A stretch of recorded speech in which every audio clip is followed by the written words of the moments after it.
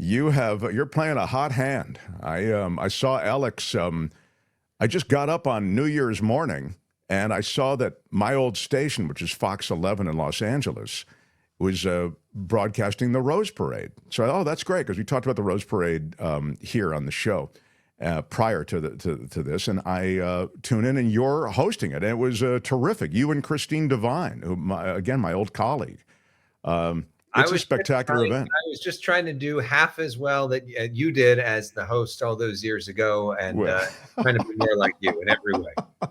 Well, thank you. Do you know who I am? Yes, I'm kind of a big deal. You're right, exactly. The character was based off of you, wasn't it? I did. If you don't say it, nobody else is going to say it. So, yeah, so sometimes I have to say it. I did host it.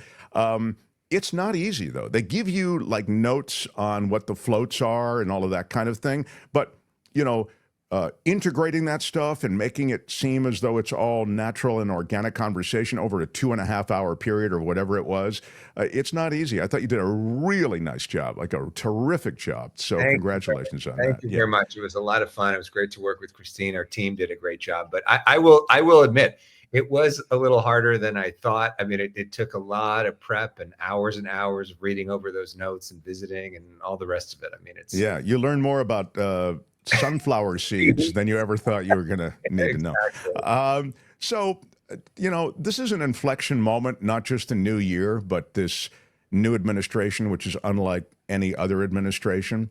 One of the things kind of similar to the last Trump administration. Yeah, that's true. Although totally more arch.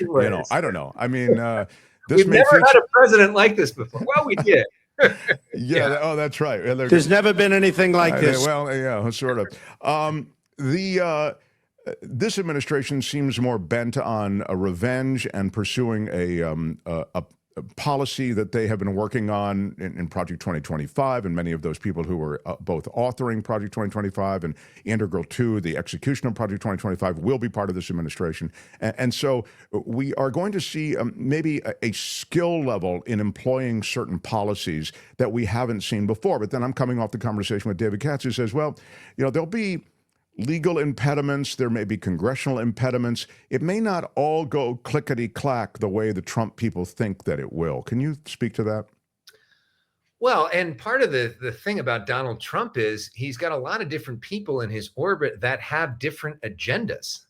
So part of the challenge could be some of the fights within his own cabinet or his own advisors who want different things. We saw that with that H-1B visa fight. Where you see Elon Musk and Vivek Ramaswamy, who have, basically the side of Silicon Valley, which is that we want a lot of high skill, really smart immigrants to be here, and his MAGA base, who have been told for all these years, wait, we don't like immigrants. And you saw the two of them fighting each other. So I think that could be one of the interesting things too. And this real fight, and it may be interesting that you might see a weird alliance here. That big business and Democrats may be on the same page because what big business doesn't want is a lot of crazy change because they like sort of things the way they are. They make money off of that. So real dramatic change at the border, real dramatic change in Ukraine, real dramatic change all over the place is not great for big business. It's not great for the military industrial complex. It's not great for the healthcare industrial complex. It's not great for all of that. And so they may have a lot of power in pushing back against, radical change, which of course the Democrats have always villainized a lot of those folks for years, but they may actually be the beneficiaries of some of their pushback because the Democrats don't have enough votes necessarily to stop a lot of this stuff in Congress. But if the Republican donor base is really pushing back in a real way, that could be problematic for Trump getting a lot of stuff done. Yeah, I mean, you said so much there, and one of the things that you note at the end is the donor base, and of course, the bigger donor base is one guy, Elon Musk, and he seems to be, he got his way with the H-1B, and so with the visa question, you got in the end of it, after all the discussion Trump had laid out for a while, several days, at the end, Trump comes in and he backs Musk and some of those interests to which you've referred that want to bring in those with engineering degrees from across the globe who can work more cheaply. But the other thing that I thought was wrapped up with what you just said is that Congress is a delicate, fragile, thin majority, technically, for the GOP. But as you have just said, you'll need a lot of congressional support to get some of these agenda items through. And the Republicans, and this is a contrast, I think, Alex, because the old adage, Democrats fall in love, Republicans fall in line. I don't know that they're in line as much as they used to be. Well, because the party's changed, right? The kind of people that are in the House now are iconoclasts who ran against the government, who think that the government is so messed up and they don't trust anything. They don't trust institutions. They don't trust the system. I mean, you think about the GOP during like the George H.W. Bush, Ronald Reagan era. It was a lot of country club guys who had benefited greatly from the system, who weren't necessarily there to shake up the system. They believed in institutions. Many of them had fought in the military. Many of them had risen as a result of the institutions. Now you got a lot of people whose entire brand is giving a middle finger to the institutions. So falling in line and trusting the leader and trusting the institution is not in their DNA. And they get points, which is social media clicks, which is hits on Fox News Channel, which is more fundraising, by making a name for themselves by going out and messing things up. Because for them, if the government is closed, so what? They think the government sucks anyways. Shut it down. Right. And so that kind of headspace is very tough if you're a speaker who maybe doesn't have the legislative experience of a Nancy Pelosi. You're Mike Johnson. You've got a 1-vote majority there. And then even in the Senate, where the Republicans have a few votes now, the filibuster rule is still in effect. So there are ways that Democrats in both the House and the Senate will be able to challenge some of what the Republicans want to do. But if Trump is really able to keep them in line and get them going in the same direction, there also could be moments where the Democrats can't really stop him. I'm seeing this comment. I don't think they care, dude. I think he's going to use emergency powers and just effing change everything and never give up the powers. Which, of course, Republicans say they talk about Gavin Newsom or other people in this state, and that could be a comment that they would have made about him. So. Sure. It's funny. I love that you just mentioned that, because it's funny that so many people I know who became, if not Trumpers, they were loath to vote for the Democrats. That was informed, it seemed, by a lot of COVID stuff. Mm-hmm. They were anti-vaxxers. They didn't like the mandates. It's astounding, Elex, frankly, the number of people I know who fall into that category. They were single issue, if you want to think of it that way. And that issue was mandates, vax, COVID policy. And some of that makes sense, right? I mean, if you're a traditional liberal, a sort of libertarian liberal who believes that, I should have my own freedom of choice. I should be able to have freedom of choice in terms of abortion rights. I should be able to have freedom of choice in terms of what I'm putting into my body. I should have freedom of choice on a lot of different things. What happened in COVID could be seen as like really harsh. Now, I know others will say we needed that sort of things and it saved lives and all the rest of it. But it makes sense as a through line of a group of people that feel like there's been government overreach. And if you look at, for somebody, say, in my generation, what we have witnessed in terms of government performance during our lifetime, since when we were in high school, we had the 9/11 attacks, which was clearly a government failure to find that. Then we had the lies about Iraq. We had a war that didn't go well. When we were getting ready to graduate college, we had a financial collapse, which meant that a lot of people couldn't get jobs, much less ever try to buy a home. And then, then COVID and all this shut down and people lost jobs and lost work, and a lot of stuff that was said about masks and 6 feet and all the rest of it turned out maybe not to be totally true. And then we had Trump and all the problems with that. I mean, there have not been a lot of examples of government successes. And I think that informs the way a lot of people view things, including just trust of institutions. Look at the Catholic Church scandal and other things that have happened that have rocked people's ability to trust and the media. The way that we've now communicated is so different, and that's really changed people's trust of the media, whatever the media is. I think it's really dangerous for our society. Some skepticism and checks and balances and accountability is healthy, but a complete free-for-all where everybody's against everything and nobody trusts anybody, I think is really problematic for our ability to self-govern. Well, that was just a great run on how you can legitimately question institutions, but how you have to have some respect for the potential of those institutions. And I think there is a little bit of trashing the whole thing that goes on, more than a little bit. I mean, the fake news thing that Trump and his minions pursued, that was successful. And they trashed the media and then sort of put this stink on the mainstream media over and over and over again. No one wants to be associated with the mainstream media, as though everything the mainstream media says is some lie or some agenda-driven fact. It's just not true. And so I feel as though that was one of the huge bits of undermining that Trump successfully did. And isn't it amazing how a lot of those folks are very happy to quote mainstream media stories when they have a narrative that they agree with? they point to those stories. Look, the mainstream media, and how important it is. But part of, I think, as a journalist, you're a journalist, and you think about these issues a lot. And I look at on X, for example, Elon Musk constantly says, "You are the media now," and people will respond to my stuff. "We don't trust you. We're the media now." And part of my responses, I often say, is, if you're the media now, what are your media ethics?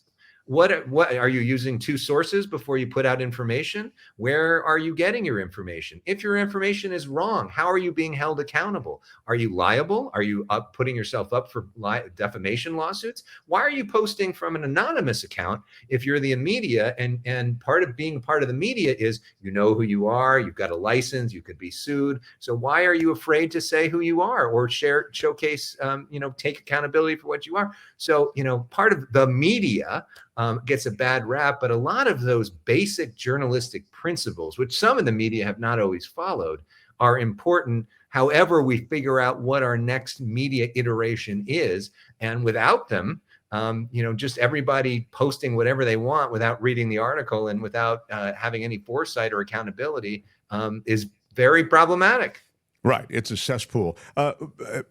To this point, Albert, do you have the? I sent you the Laura Loomer thing of her going off on Elon Musk. Do you recall? Do you have it there? If you can grab it, I wanted to play it for Alex and just get his reaction, because one of the things that's happened is that these various platforms on which these luminaries in Republican and Democratic circles, how they have taken to these various platforms, it exposes a lot of the fighting, and it exposes the issues within the issue, and so the latest, we mentioned the visas, we mentioned the arguing over it, and then this is what made me think of when you're talking about X, the way in which Musk has taken away the power of many of those who he disagrees with, who are on the X platform. He's removed their blue check. He has either thrown them off the platform completely, or the algorithm has been played way down. Here you go. And then finally, she talks about the fact that essentially Musk has taken over government. This is off of, I think, Fox News Channel, or maybe, anyway, go ahead. This is Laura Loomer. We haven't heard from any of these folks in Trump world right now. Steve, these people are on Fox a lot. Stephen's a good friend of mine. Stephen Miller. We used to come on my show once every week or two or so, but I'm very close. And I text them, and ominously, I haven't heard back. So I'm not sure where they are. Is it possible they've been told to stand down? Well, I think that this is the problem. This is the problem when you allow for a billionaire to make a $200 million donation. And so maybe we really do need to have campaign finance regulations in this country. I mean, essentially what is happening. Stop for 1 second. That to me was like, that whipped my head around. Like, I couldn't believe, this is this is a party that's dedicated to soaking the system in money. And Musk was their great ally when he was soaking the Trump people in money. But now that he's turned, you hear this from, again, a very high-profile Trump supporter. Can we take a moment, though, to just talk about the background? Yeah, what is that? There. Thank you. I didn't even notice it before. There's a megaphone. A megaphone, a MAGA hat, her own book, which she's promoting, and a plant to show that she. And don't forget, there's an alligator skull there. That's right. For those who are just listening and not watching, that is what is in the background. That is. She's like, I'm going to come up with a set that represents me. You're right. It's perfect. It's absolutely perfect. Go ahead, Albert. Play the rest of it. It's only a couple of seconds more. I'm not saying that President Trump is bought and paid for, but it sounds like people are scared of crossing the king of the world, Elon Musk, the monarch, okay? Nobody wants to cross this guy, the richest man in the world who controls access to social media, the digital town square, and is now basically has everybody in a codependent, abusive relationship like they're a bunch of junkies, because he's been able to monetize the platform so that all the conservatives using his platform are essentially addicted. They're a bunch of addicts now, addicted to social media because their voices were silenced for so long. And it's like cutting a junkie off cold turkey. Okay, you're going to go crazy and you're going to have withdrawals. And he understands now that he's created this codependent junkie versus supplier relationship where if you question or if you try to criticize Elon Musk, you will be demonetized. Okay, so I love that clip for the reasons that we've mentioned. That is to say, she calls out something that we've been saying for a long time. Not a fan of Laura Loomer, but wow, she happened upon speaking the truth to power. And an interesting thing that Elon Musk has accentuated with X, which he also brings up, which is a good point, which is monetization. Right? This idea, which I didn't really think of that much when I first started on Twitter. Maybe it was around and I just didn't know about it. So maybe that's my ignorance, but he's really ramped that up. And so the way to make money is to feed into his algorithm. So I've noticed this a lot recently where, like, I had this story that I did with Arnold Schwarzenegger 3 years ago at Christmas of him donating temporary housing to the VA. We walked around with him. And it's a 3-year-old story. And I saw 4 different accounts recently that all have like almost 1 million followers that posted this story that just stole it, that didn't credit me, that didn't mention when it was. And it got like millions of views. So those people are now making money off of my story that they didn't interview Arnold. They didn't go out there. They didn't donate the time. They didn't put it together. They're making money off of my story because they found a way to get into the algorithm, steal content, and then Elon Musk is going to pay them. So what does well on X right now? A lot of these conservative pro-Musk commentaries do well on X. That's what people want to, that's what Elon wants to put out there. And so now the people, the more they lean into that, the more money they make. And that can be pretty dangerous. Yeah, that's a really great point. And underpinning a lot of it is money. This is interesting too, and then I'll let you go. But James Watson says, anyone else suspect this MAGA versus Doge thing is just performative, modeled after professional wrestling in order to distract and allow them to play good cop, bad cop on various issues? Maybe the reason I don't buy into that is because there's a stink around it that is bad for their brand. And so that kind of disagreement and stink, it's not good. And so I can't believe that it's performative. Alex? And also, like, they come from totally different worlds, right? If you're Elon Musk and you have $400 billion and what you spend your time thinking about is rockets and electric cars and traveling, to outer space and all the rest of it, how much do you have in common with a populist in the middle of the country who barely has any money, is dependent on Social Security, and likes to shoot their guns all the time? Like, is that like you're not in the same universe? And so, good on Trump for building a coalition that's a big tent with a lot of different people on it. But this is part of the Democrats' problem too, when they're very successful, is when you have all these people that have very different life experiences and different backgrounds and different worldviews, they want and expect different things. So if you are running Tesla or SpaceX. The idea of H-1B visas and having really smart immigrants working at your company is just common sense. But if you're one of those people who voted for Trump because you're worried about the price of eggs and gas prices and all the rest of it, you're not thinking about H-1B visas. That's not part of what the calculus is. So I think some of it, maybe some of it's performative, but I think some of it is a genuine disagreement in a very different worldview. I will make this, first it's noted here, Trump's going to hold his first D.C. rally since January 6th. It'll be at the Capital One Arena. It's scheduled for the day before the inauguration. But now let me get to the inauguration that was just announced. I want to get to the inauguration itself because it speaks to something you know a lot about, which is sort of congressional politics and this House speakership. So Mike Johnson is saying, hey, you know, I need to be the speaker. We need to have a speaker because without a speaker, we won't be able to certify the election and Trump won't be the president. Literally, I mean, there's some, you know, parliamentary aspects to this that could affect the change in leadership and the transference of power. Can you speak to that, the fragile relationship that Mike Johnson has with his speakership right now? Very fragile. And tomorrow's the big test, you know, because there is no Congress without a speaker. You know, Mike Johnson, if everybody in the Republican caucus votes, needs to get 218 votes to become the speaker. One person has already said he's not going to vote for him.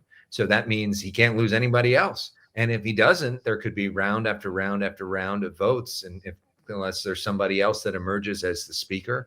And unless there's a speaker, there cannot be a Congress, which means they can't be sworn in, which means January 6th, they can't certify the results of the election, which means January 20th, there can't be a new president sworn in if their results weren't certified. So all of this hinges on Mike Johnson winning the speakership election tomorrow. The fact that Trump backed him is hugely important, because if he hadn't, then I think this would have been much more of a question.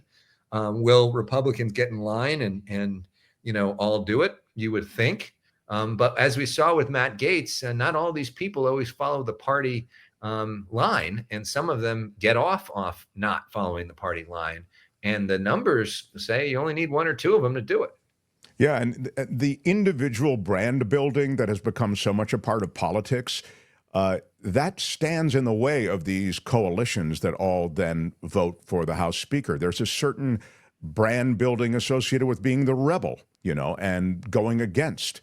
And so it's a really interesting moment in time as we approach that tomorrow. And if you go back to that monetization thing, this all kind of has the same theme. Which member is going to get more clicks on social media, the one that votes against Mike Johnson or the one that votes for him? There's almost no incentive for voting for him if your objective is to make a bigger name for yourself. If your objective is to govern responsibly, represent your constituents, and get something done for them, then there is. Yeah, those are vanishing species on Capitol Hill.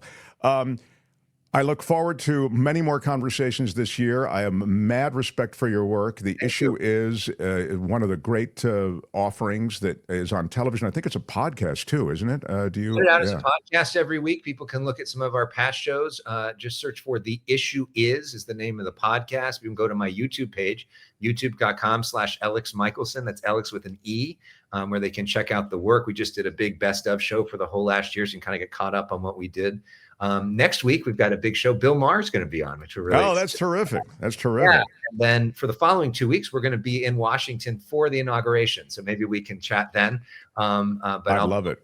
That would really, that would be a treat. That would be a treat. Let's plan on that. There it is. We've got up your YouTube page and much of the work you do. So we'll look forward to a conversation from Washington if your schedule permits. And of course, many of our Southern California viewers, you can find Elex anchoring Fox 11, 5, 6, and 10 o'clock.